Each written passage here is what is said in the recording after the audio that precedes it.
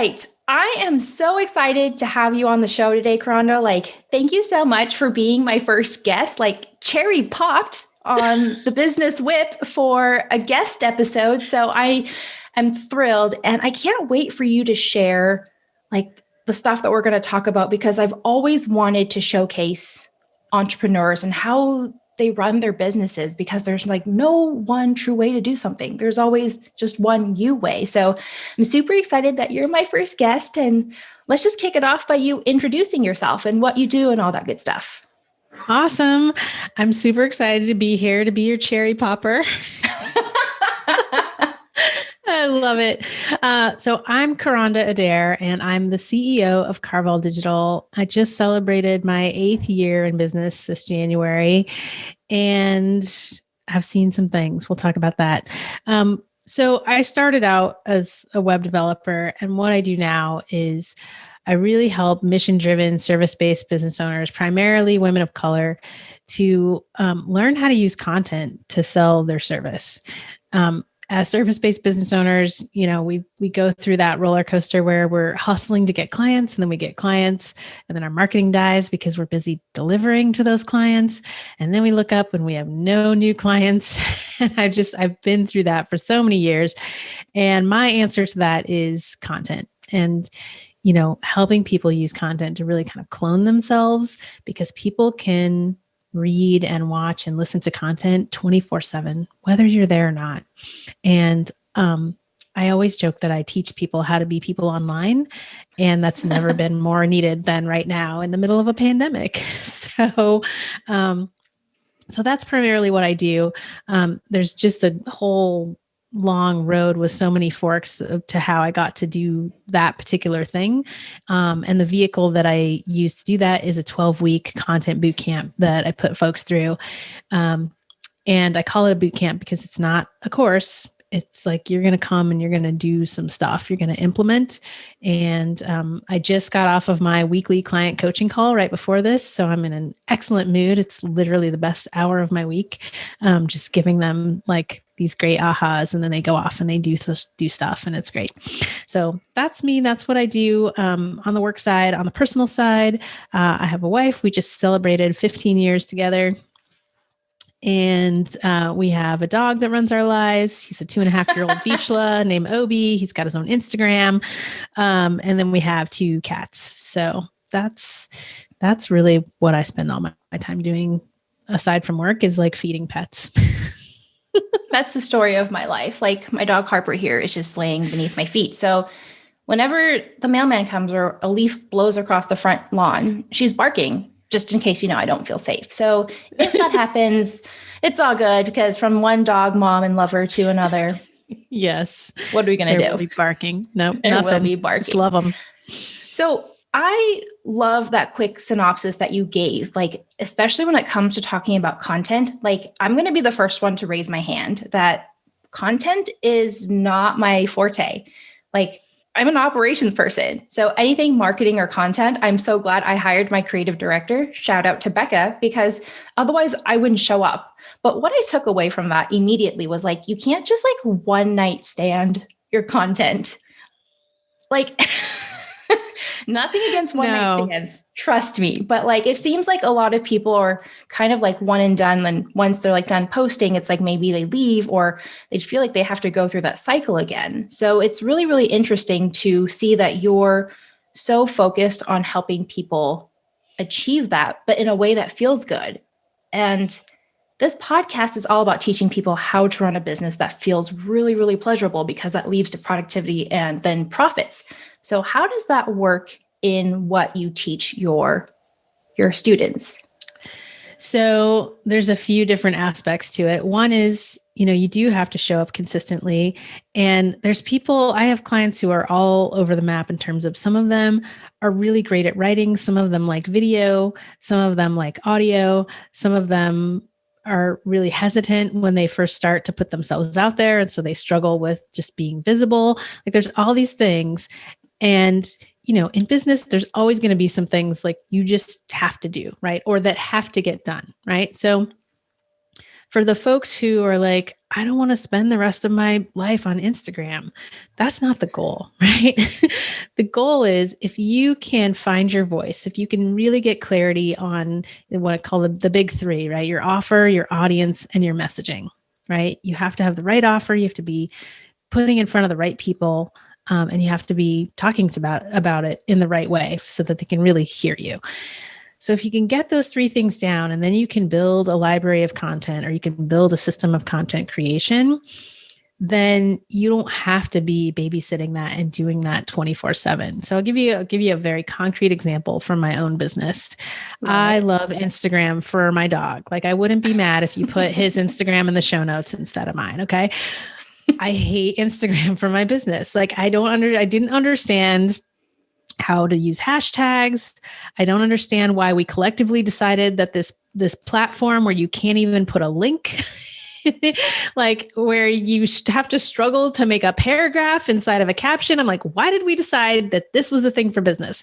I was very bitter about that. And so, I put on my big girl pants and I took a course on Instagram for business, and I figured out the basics of how to do it, and I was doing it. And then at the point where I was able to start getting help, I hired someone, and that is the first thing that she took off my plate. And so we have a very well-oiled system where I have an Airtable database with now 8 years worth of content. And I can say to Kira, here's the theme for this week. And she can go and mine my content library for things so that I don't have to be creating all the time. But I do create because that's one of the things I like to do is create and put out content. So she can take it from the library, or she can screen. I went into my stories the other day and I saw a screenshot of a Facebook post that I had made, and I was like, bless you. Thank you. I had nothing to do with that. I saw it the same time as everybody else. So I don't have to manage the mechanics of that. I can do what I really want to do, which is, create and write and make videos and be with my clients and all that stuff, and know that like I'm going to show up, on social media and all the places that I need to be. So people think like, oh, I don't want to do this thing because they think they're going to have to do that forever. You get to decide what you ultimately want to focus on in your business. And then your job is to create the systems, right? So that, and hire the right people so that those things can get done, so that you can then focus on the things that are orgasmic for you in your business. I love it. What your question was, but that's what I love it. No, I'm just like, nodding and like jazz hands in the air. Okay. So I actually want to go back. So I'm going to hazard an assumption that your business wasn't always orgasmic as it was now. Like, just talking to you and how you're describing what you do and what you can offload, like you're glowing. So walk me through when you were running, you said that you were a WordPress developer in your past life. Yeah. Okay. And obviously you don't do that anymore. So it's like, walk me through how you were feeling very like restricted and tied down in the not so fun ways, and how that evolution progressed to where you are now, because I just want to give our listeners like that timeline of how you thought about it and then what actions you took to make this dream happen. Absolutely. Okay. So to do that, we have to go all the way back to before the business when I was working at a tiny little startup. And basically we made junk mail, like marketing postcards. But a little bit of web stuff. And I remember asking like, what is CSS? And getting the answer. And like, I still didn't understand, but I was a project manager in that company. And I had a meeting with our web developer who was a freelance person at the time, so not inside the company. And I left that meeting and I was like, wow, that guy gets to work wherever he wants. And he gets to he's probably making 3 times as much money. And like, how do I do that? And I literally went back to my desk and went to the local community college website. Was like, how do I become a web developer? So figured that out, went to school, got a degree, went to work for a tech agency, like your standard bro-filled tech agency. And so that's probably like the most not orgasmic part of the story was that was like the catalyst of, I always knew I wanted to work for myself, and I was working in this place and things on the outside were going good. Like right before I got fired, I got a month before I got a raise and like a fancy new title. And then I got fired for a quote unquote culture fit. And I was mad for about stupid. It's so common. So I was mad for like 15 minutes and then I was like, oh, okay, I get to go do my own thing. So that was the start of my business. And I was lucky. I had like some unemployment. They have a program in Oregon where you can basically get unemployment, but you can use those funds to start your business and you don't have to pay it back. So I did that. So I had like a little bit of a runway to basically go get clients. So I started making $500 WordPress sites for people. And I figured out pretty quickly that doesn't really help anyone. And then I started trying to figure out like how do people market online? How does that work? It's not just put up a brochure website and hope for the best. That's not what it is. And so I really did a deep dive and started getting into masterminds and paying for mentorship basically, and getting around people who were more successful than I was. And the other sort of dip in the story is I got into one of those masterminds.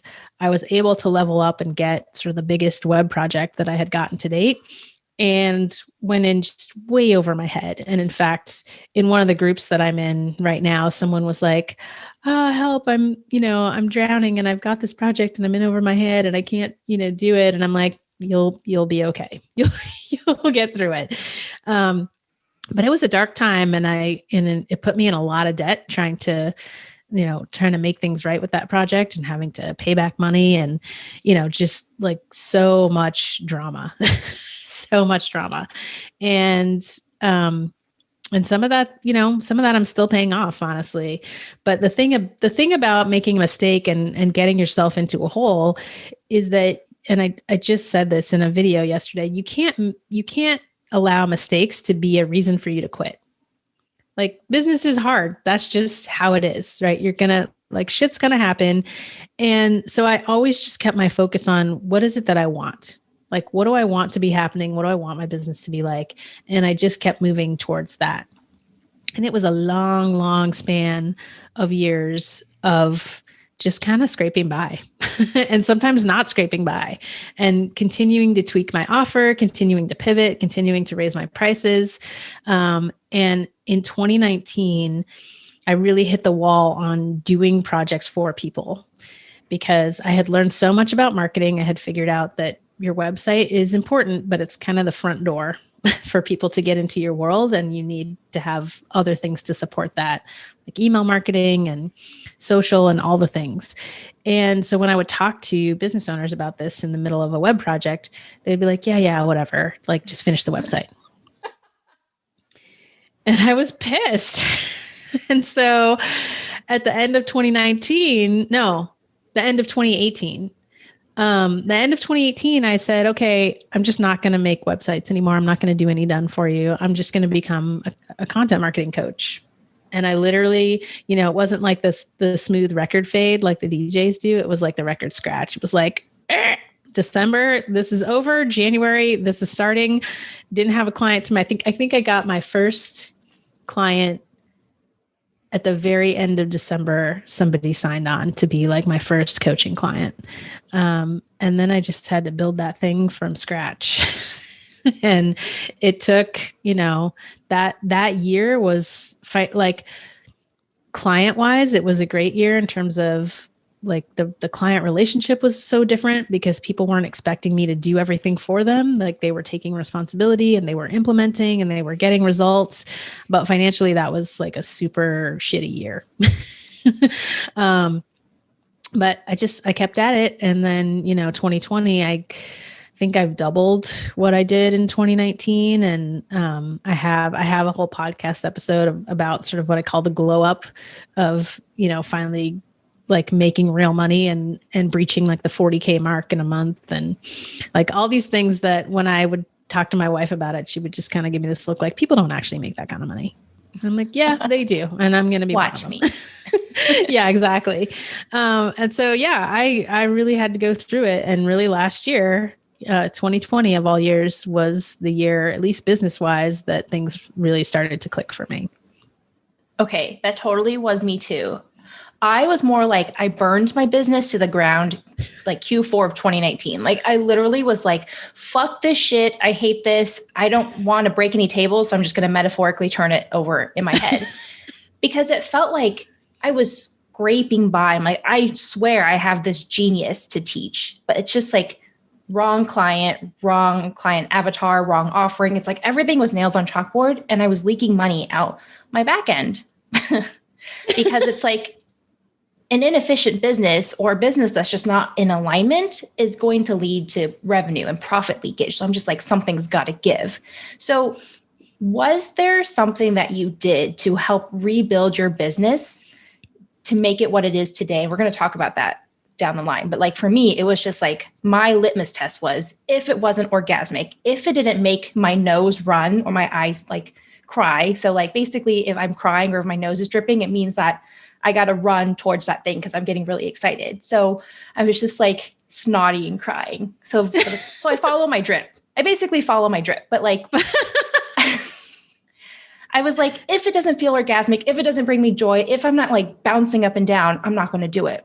So that was like my litmus test. Was that something similar for you? Or was it a little more refined?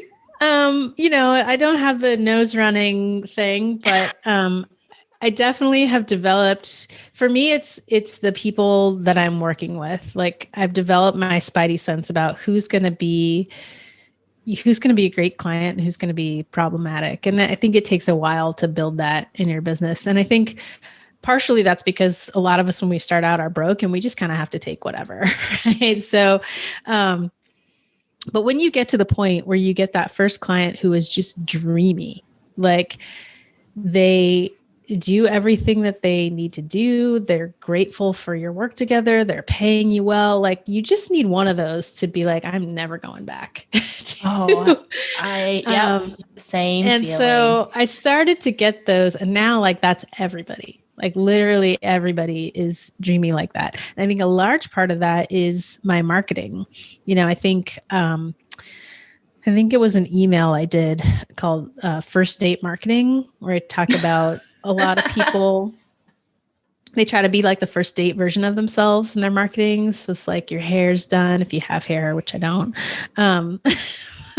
Like, you put on your fanciest outfit and like you take small bites at dinner, like whatever the bullshit things like people do, right? But then you get in the relationship and they find out who you really are. So like, just don't do that. So my marketing, if anything, my marketing is probably a little bit meaner than I actually am. Because my clients who are in my program are like, oh my God, Kronda, we love you. I transitioned to, from doing one-on-one sales calls to doing group sales calls. So I'm selling a group program. So I'm like, here, you can try before you buy. Because I didn't have the time, honestly, to do all the one-on-ones. And so I accidentally posted about this sales call last week in my client group. I meant to post it in my free group. And my clients were like, what call was this? Why wasn't I notified? Why was there another dog trainer there? They were pissed. I'm like, sorry, you didn't miss anything. It was just a sales call. So I just like, my clients are all amazing. They're doing amazing things. They have amazing businesses that I'm really, really happy to be supporting in the world. And so that's, the thing that I did is just, I got really, really picky about who it was that I was working with. And I focused my business on really helping people and mentoring people, which it turns out I really enjoy. Like I love seeing people go from super confused and just overwhelmed and stressed to having clarity. That's one of the things that happens quickly in the program is people get clarity. So they know not only what actions to take, but that they're the right actions that are going to lead them to results. Because I think we all do a lot of things in our business in the beginning where we're just throwing spaghetti at the wall and we're just like hoping, we're just looking at like, oh, this guru does that, so I need a webinar, or I need this. And it's like, I loved what you said before we started about the one you way, right? There's some principled things you do. You have to show up consistently, right? You have to have that offer audience messaging, but then within that, you get to be creative and create how you're going to do it. I love it. And this like goes perfectly into what I was going to ask you next. So you talk about clients, like dreamy clients as part of like your orgasmic business repertoire. So what else is in your business, or what else happens in your business that also makes it orgasmic? Well, I finally have a team, so that's pretty freaking awesome. I went from in May of 2020 being pretty much just me. And within 4 or 5 months, I had like 6 people. So I have a couple of automation specialists who actually like do so secret aside, I still actually do projects for people, mostly my coaching clients. So we do have some done for you stuff going on in a very structured way. And so I have some folks who help me with that. I have Takira who helps me with social media and just like all kinds of things. I have someone who writes SOPs. And that's like her primary thing. And she does a lot of other admin stuff. And then the thing that I was missing was a great operations manager. And I think I told you, because I remember you having sort of your epiphany about like, oh, this is who my ideal client is. And I was like, that's me, except I'm hiring in-house, but otherwise I would be on your doorstep right now. And so it took a couple of tries to get my operations manager. The first person I hired looked great on paper, and I did not do a test task, and that was a total rookie mistake. And then she just was not performing like at all. And so I let her go after a couple months and started over, which is also a totally normal thing that happens. And now I have someone who is, again, she's dreamy. I feel super supported. You know, I go into ClickUp and she's like, hey, I've rearranged our entire process for the podcast and here's how it flows. And I made a video for the team. And I'm just like, oh, I think I just came. Right? Basically. Yeah. Welcome to the business whip. Right? Yeah, it's super dreamy. Like everybody on my team is a high performer, and they're down with sort of our culture of documentation and systemization, and because that's how you get dreamy operations is, and I was doing something for a PR submission recently. And one of the questions was, what new and exciting project are you working on in your business? And I'm like, it's not new. Like, that's the problem with entrepreneurs is we're always chasing after new shit. And then we wonder why we can't systemize, why we can't get momentum, all these things. Right. I'm like, the really exciting thing that I'm doing is we're creating processes, right? And we're continually refining them. And I'm like, oh, now we have a podcast process. Now we're going to organize our SOPs in this way. Like, that's the stuff that gets me really excited, because then it's one step closer to me not being in the weeds of the business. I love that. And it's so eloquently said, because as you may know, systems and processes don't sound exactly exciting unless you make it so. So it's like the fact that you're talking about it and how it just helps you elevate your business to a level that allows you to feel so good. Just, I'm all like heart eyes over here. So my face was an emoji. It's like that heart eyes trying to give you like also a kiss. Okay. So next question that I have was, are you comfortable talking about that test task that you should have given to that perspective? Oh, yeah. Okay. Yeah, totally. So, and I did give it in the second hiring process. And so what it was I gave them an SOP, a standard operating procedure, and I asked them to create a task template in ClickUp based on that SOP. So what I want is the SOP is how to do something, and I want it separated from what to do. And so the tasks should basically just say, make sure you check off all these things, right? If there's a header in the SOP that's like how to do this thing, then that header is a line item that's like, make sure you did that thing. And if you don't know how to do it, well, the document on how to do it is right there and you can open it up. And so I basically gave that to my top 3 candidates and had them, I gave them guest access to my ClickUp, and I said, here, create this. It was super helpful. Would you say that running a pleasurable business for you has led to higher or faster profits? Oh, yeah, absolutely. My best month in my business was last July. So the one of I the remember program, this. yeah. So one of the programs that we're both in, there was a challenge issued to make 10K in 10 days. And I was actually going on vacation on the first day of the challenge, but I was like, challenge accepted, bitches. I'm an automation specialist. Let's do this. And so I got with the team. It was just two people at the time. And I was like, all right, I'm going to the woods and we have this challenge and we're going to line up all our social media so that it's going. And here's how we're going to streamline our customer service process so that you all can get any requests that come through from clients and handle them. And here's what we're selling that doesn't require me because I have a lot of digital products. And so we kind of had that huddle and I left and I think we did 15K while I was gone. So I was gone for like 5 or 6 days. And then through the whole 10-day challenge, we did just over 21K, I believe. You can go listen to my podcast episode about it to get the real numbers. I want to link to that. But yeah, so that's the magic of that. That's why process and documentation is sexy because it allows you to make fucking money while you're in the woods. So yeah, that was, and then the really awesome thing about that was that the next month after that challenge ended, I was like, I only need this many more clients to get to 50K. Let's see if we could do that. And so we got, I think within like $1,500 of 50K that month.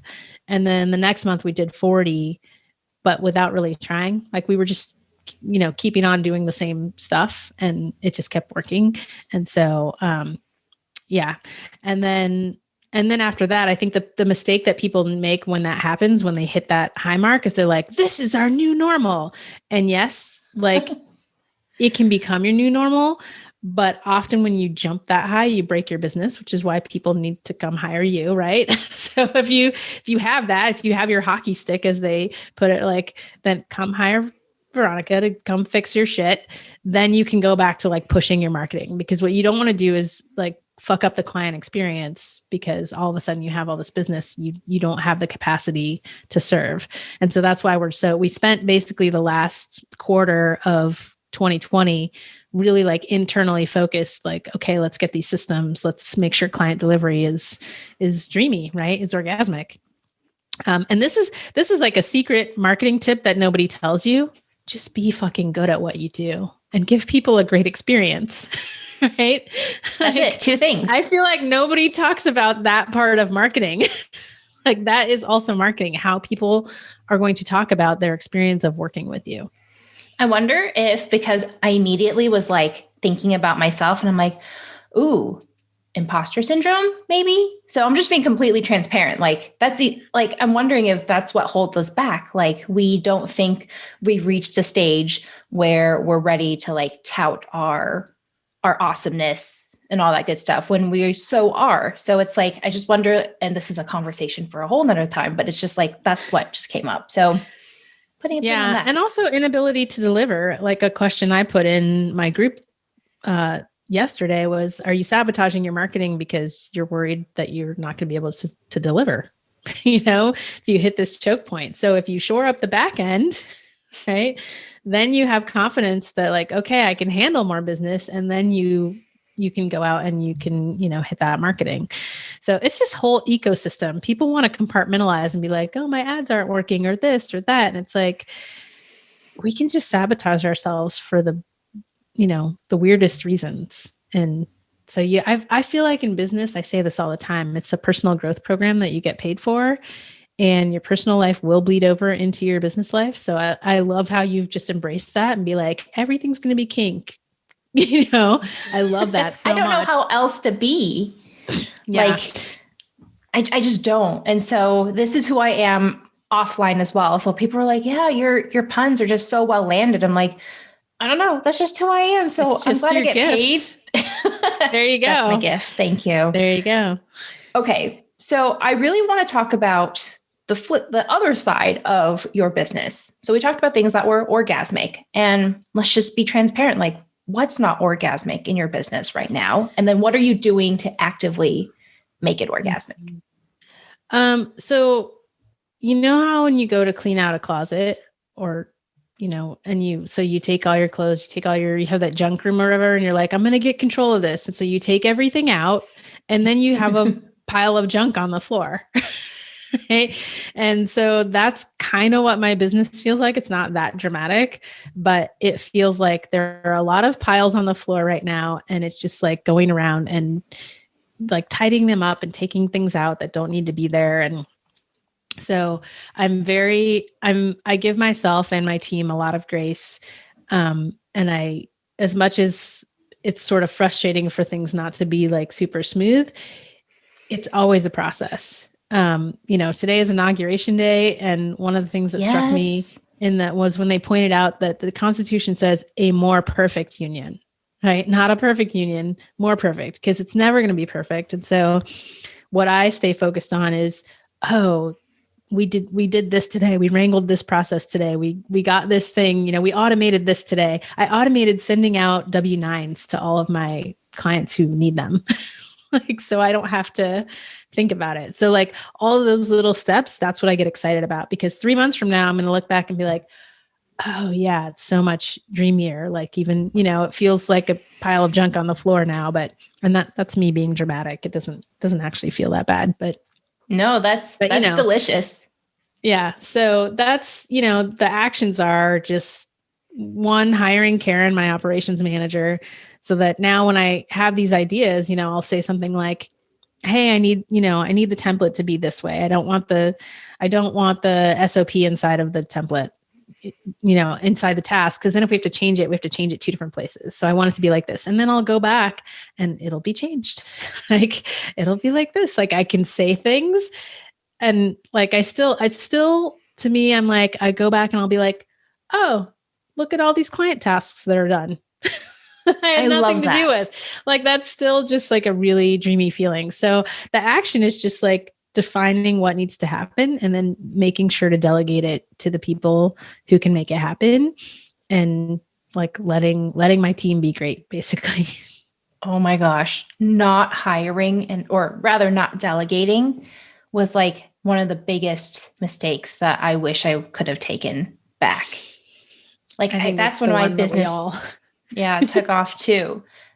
Okay. So that was amazing. I love that you shared so much with us. Like, I'm so grateful that you came onto the show on Inauguration Day and popped my cherry. And so before we leave, tell the listeners where they can find you, like pimp your stuff out. And also, yes. And I need to like add your dog's okay, Instagram. Yes, No, seriously. I will. It's to the show good notes. Stuff. So my business is Karvel Digital, Karvel, like Marvel, but with a K. And you can find me pretty much everywhere with those handles. So karveldigital.com is the website. We're on Instagram. I hang out most in my service CEOs group on Facebook. So you can go to karveldigital.com/CEO, and that'll forward you to the Facebook group. And yeah, like all the places. And I uploaded my brain to the internet at members.karveldigital.com. And so that's where you can find all my digital products that solve a lot of the small problems people have around, being overwhelmed about which software tools to use. And, how do I get my head around email marketing? Like if you need to DIY your website, like I have lots of cool digital products to help people solve those problems. I love it. Okay, before I let you go, because I have so many questions, but I'm just going to ask one. What's next for you? Like, what's on the horizon for this year? I literally took a CEO day last Friday, and I mapped out how I'm going to take this business to $1 million. And so I figured out that we need to help 150 entrepreneurs reach 20K a month in their business. That's our focus for this year. That gave me so many good chills. I love it. So thank you so much, Kronda, for being on the show today. I am so grateful. This has been so dreamy and fantastic. Thank you.